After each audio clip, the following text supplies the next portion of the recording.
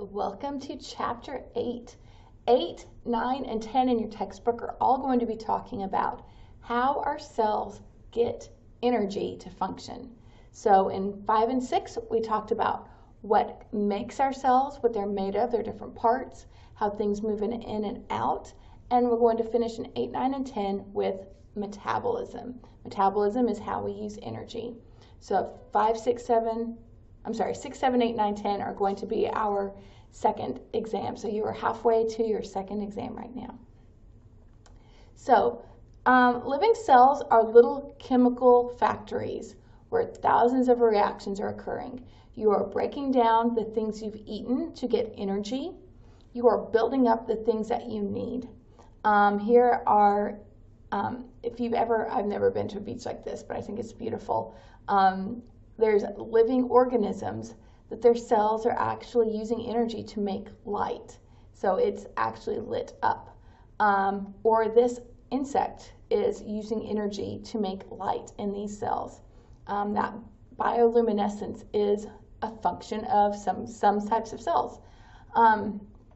So in cellular respiration, this is going to be the process of getting energy, digesting your foods, so energy from sugars and fats and proteins, and turning it into ATP. That's what happens in cellular respiration. Once you have that energy, that ATP, your cells can use that to perform work. Your cell might need to move some stuff around. Your cell might need to build some new organelles. Your cell might need to divide. So whatever things, or your cell might need to light up. So the energy from the foods you eat is going to be used to do whatever work your cell needs to do. Some organisms can convert energy to light, like bioluminescence. Just beautiful. I just think that's so beautiful. Metabolism is all of the chemical reactions going on inside of your cell. So everything that is being digested to make energy, everything that is being built and created using the energy, all of it all together is metabolism. Metabolism is an emergent property of life. So being able to perform metabolism is one of those characteristics we talked about in Chapter 1 that lets us see what is alive or what is not alive. My cells are performing metabolism. Your cells are performing metabolism. My cat's cells are performing metabolism. So you, me, and my cat are all alive. This thing of tape, no metabolism going on. So it is not alive. That's one of those properties of what is alive and what is not. In metabolism, you're very often going to have a pathway. It's not just here's a sugar and then boom, bunch of energy. It's a sugar, break it down slowly, break it down slowly, break it down slowly until you end and you've harvested all the energy out. So it's one reaction by the first enzyme, then another reaction by the second enzyme, then another reaction by the third enzyme. 30 steps later, you have your final finished.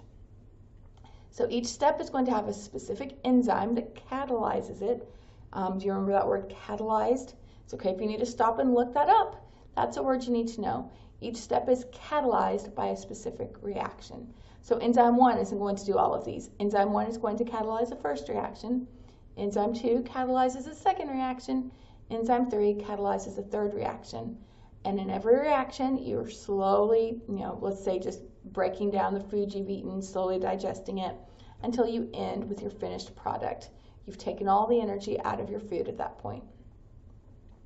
There's two different types of reactions, catabolic and anabolic. So I have a cat.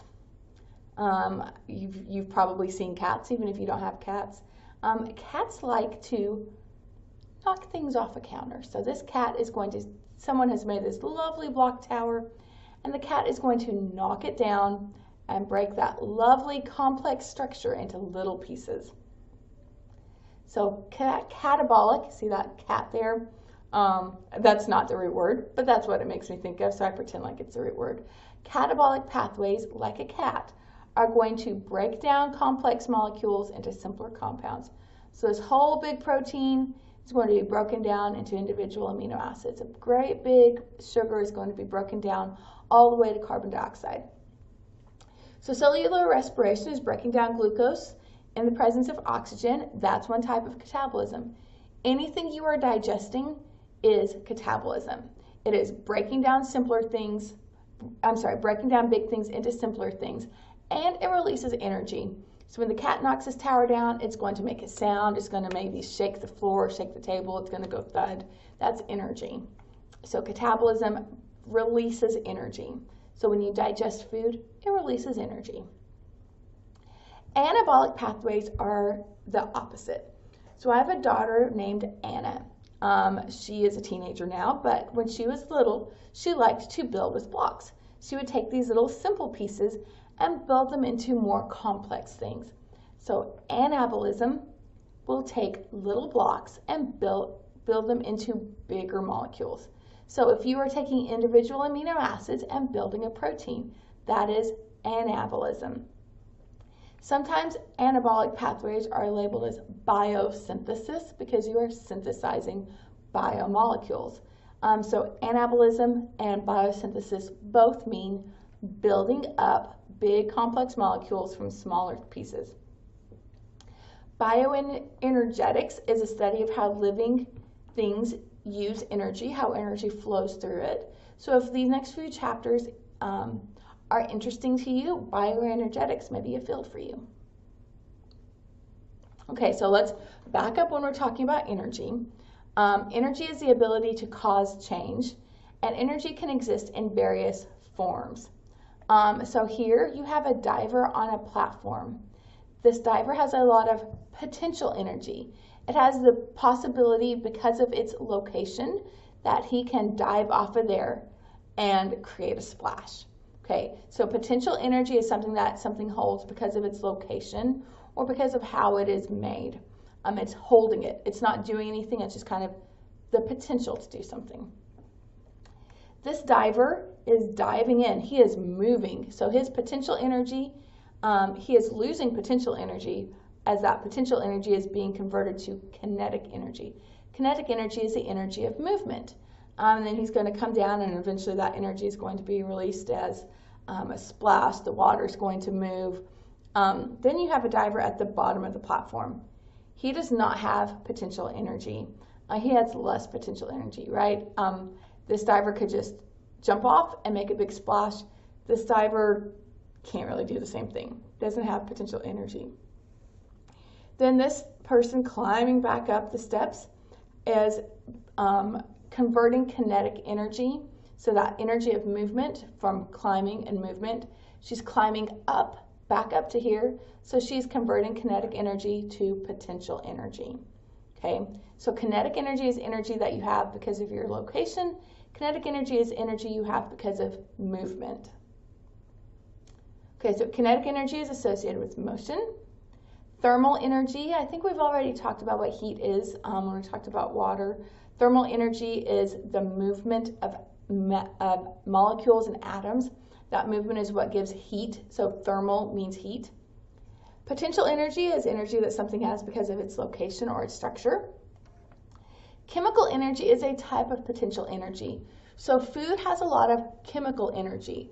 That means it has food in its chemical bonds. The food has energy in its chemical bonds, but it's potential energy because that energy isn't yet being used to do anything. It's just holding it. Once you digest it, that potential energy becomes kinetic energy as your cell does things. Energy can be converted from one form to another. So we saw potential energy can be converted to kinetic energy, and kinetic energy can be converted to potential energy. Okay. Energy is the capacity to cause change. Kinetic energy is the energy associated with motion. Energy that is not kinetic is called potential energy, and is energy that matter possesses because of its location or structure. Energy is neither created nor destroyed, but converted from one form to another. This property is called the conservation of energy. The bow and arrow start out with... Okay, conservation of energy, that's an important concept that you need to be able to describe to me. Okay, let's go back. Low potential energy. As the archer's arm pulls back the string, kinetic energy from the arm's motion is converted to potential energy in the tense bowstring and arrow. When the bowstring is released, the stored potential energy is converted into the kinetic energy of the moving arrow. When the arrow hits the target, its motion ceases. If energy is neither created nor destroyed, where did the energy of the flying arrow go? Let's rewind and look at kinetic energy in more detail. When energy is converted from potential energy to kinetic energy, some of the energy can be used to do work, but some energy ends up as heat, a type of kinetic energy. Heat is the random motion of atoms and molecules. As the arrow flies through the air, heat is generated by friction between the arrow and air molecules. When the arrow strikes the target, all the energy becomes heat energy.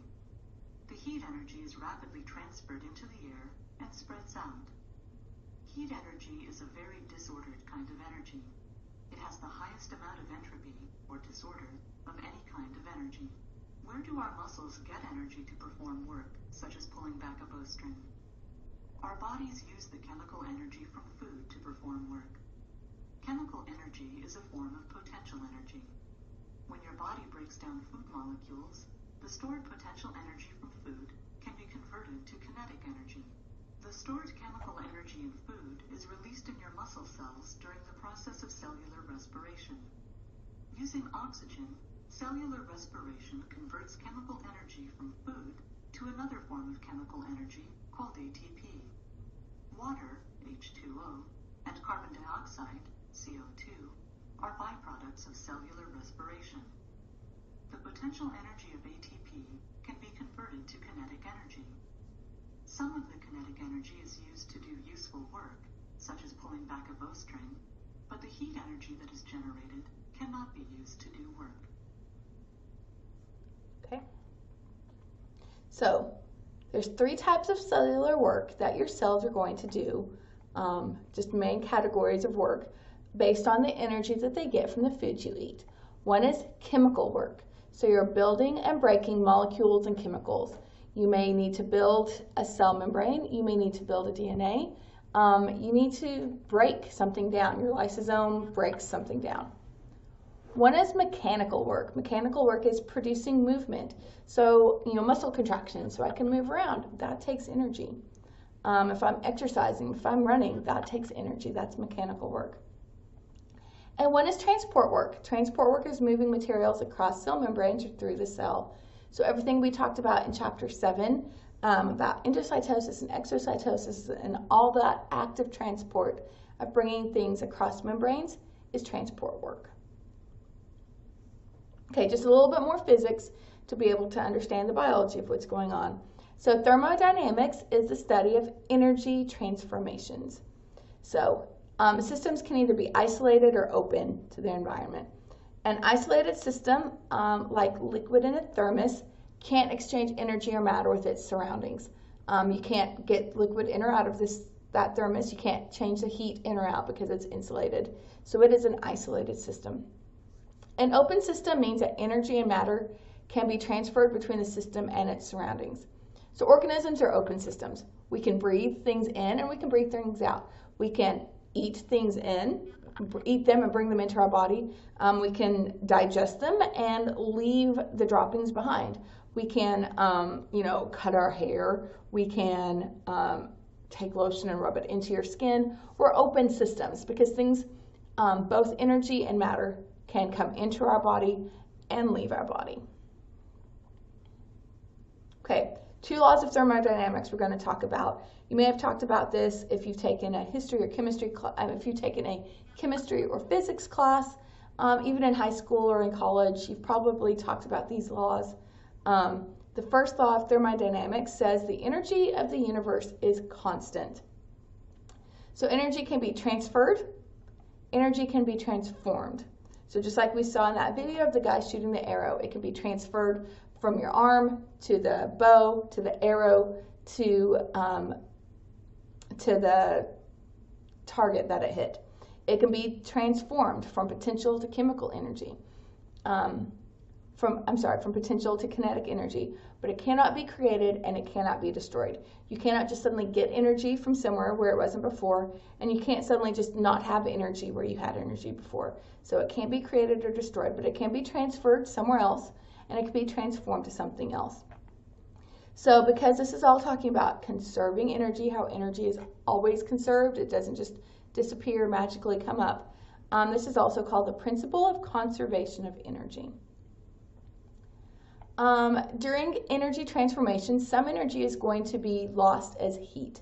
So you're never going to have a perfect reaction that captures every bit of potential energy and turns it into kinetic energy, or takes every bit of kinetic energy and turns it all perfectly into potential energy. You're going to lose some as heat. Heat is just disordered energy as molecules are moving around. And this leads us to the second law of thermodynamics. So the second law of thermodynamics says every energy transformation increases the entropy of the universe. So that heat makes things move a little bit more. It's a little bit disordered. So every transformation that makes heat makes a little bit of disorder. It increases how much disorder there is. So it increases the entropy, or the molecular disorder, or the randomness of the universe.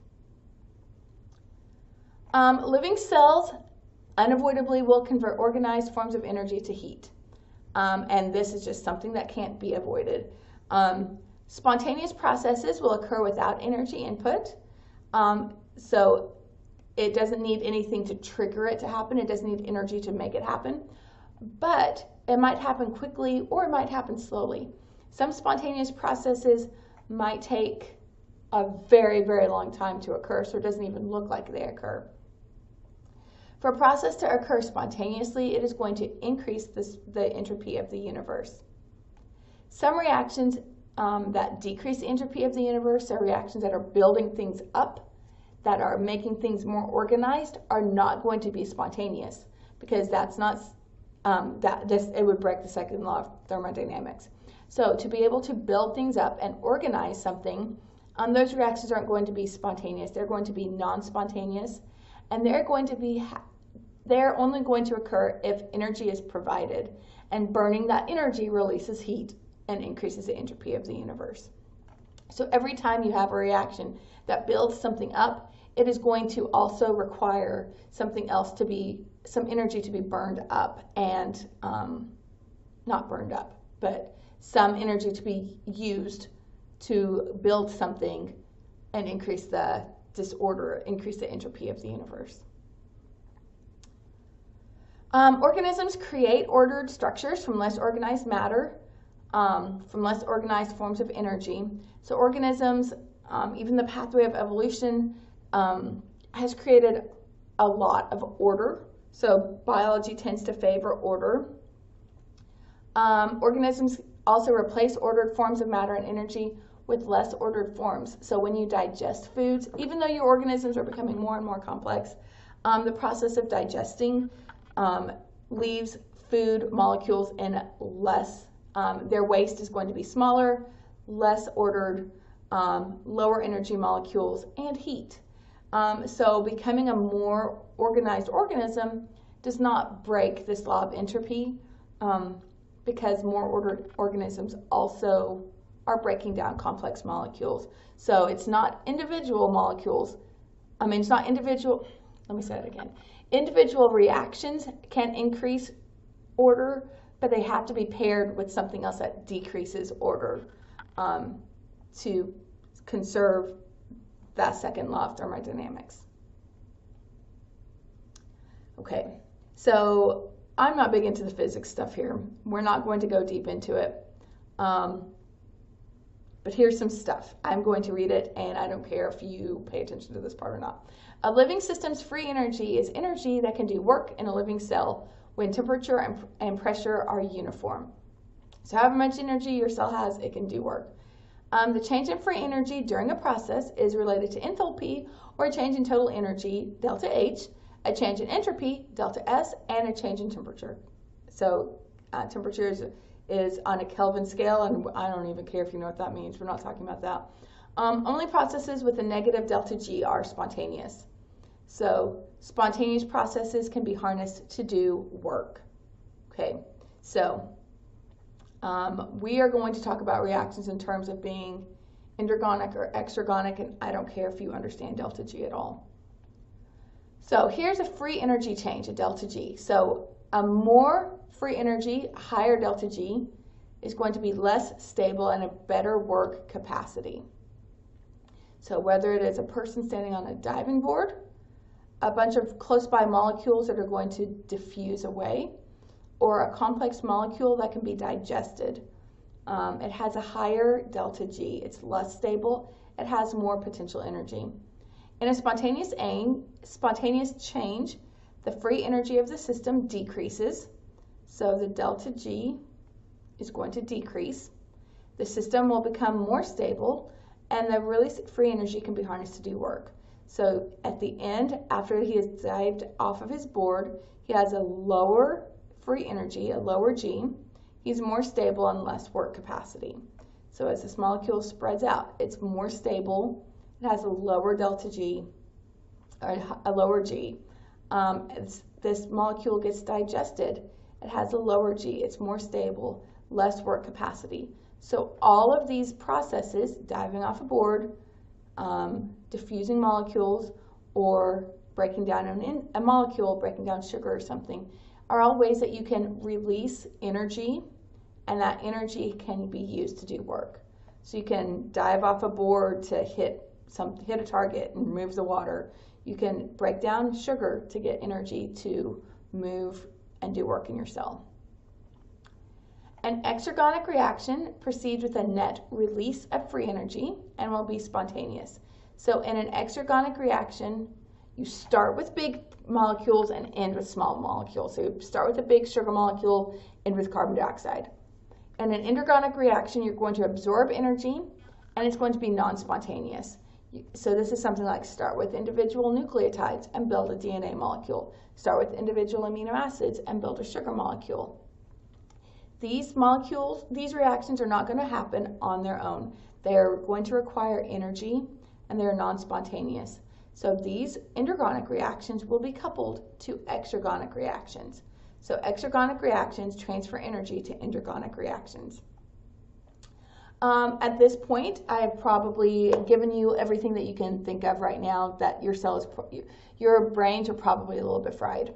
So I want you to stop and just ponder over what we've covered so far, and then we'll come back and do chapter 8, part 2 lecture. Okay, I'll see you in a little bit.